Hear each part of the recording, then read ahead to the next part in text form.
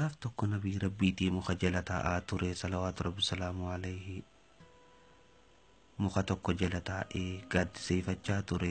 Gawras gurbaan ja'aniin itti dhufe. Nabiyyiin rabbi ablee isaa muka fannisee ture. Gawras ablee fuudhee kana je'en. Arrasi qabe yaa Muhammad eentu sirraa na dhorka. Na sodaatta. Ni je'een ergamaan rabbii. Lakkii.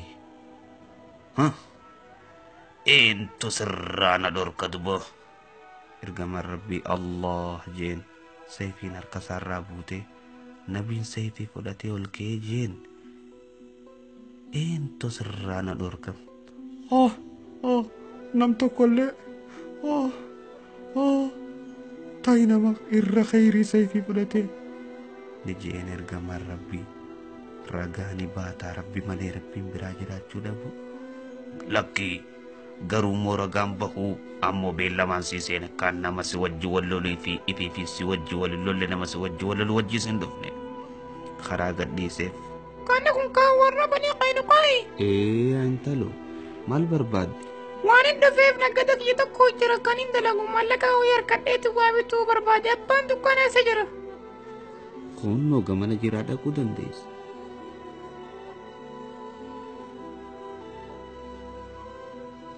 Intaloon tun akka malee bareeddu way osoo fuula siinuu bantee waan feeteen sii gurgura siifi sinirraa kishoomsaa akka ati barbaaddeetti garuu immoo wanta akkaan si gaafadha. Maal inni? Fuula keenyaa banuun barbaada. Bareedaa. Hongaa wayyaa dawwee rabbi hammeenya narra dalaguu barbaadda.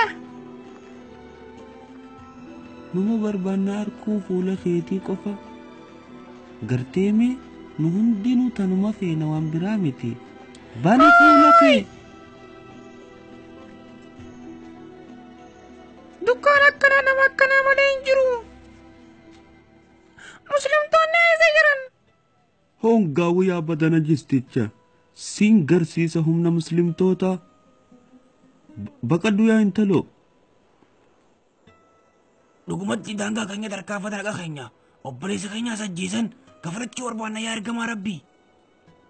Gamaan rabbii sallallahu alaihi wasallam kafalannaan dirqama muslimaati. Bakka isaan jiranitti dhaynee lubbuu isaanii keessa dha'uu qabna akka fakkeenya warra biraatiif illee ta'an. Ni bahee ergamaan rabbii karaa isaanii nasihaa isaanii dhaamuudhaaf isaan daangaa dabruu wajjin. Rasuulli rabbii walitti qabe Yahudaa banii Qaynuqaa eegasini je'een yaa tuuta Yahudaa rabbii keessan sodaadhaa akka Qureeshiin tahinaa waan Qureeshi bu'ee isinif bu'a na beeytan akkaan ergamaa rabbii tahee amanaa kitaaba keessan keessaas ni jira ni beeytan hin kaadinaa.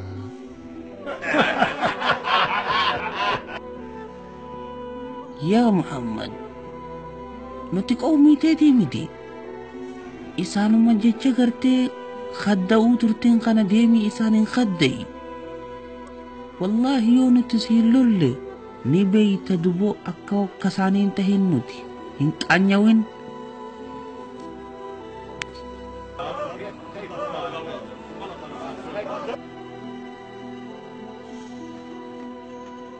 Kana Muhammad jechuun isaa kaarti beellama nuu seentee ati.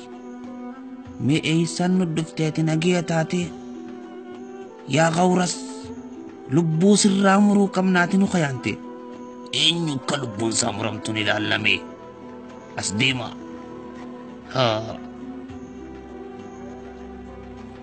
Yaa ambayyo dhagee haa dhugaan isinii himaa inni dhugaan ambiyaadha.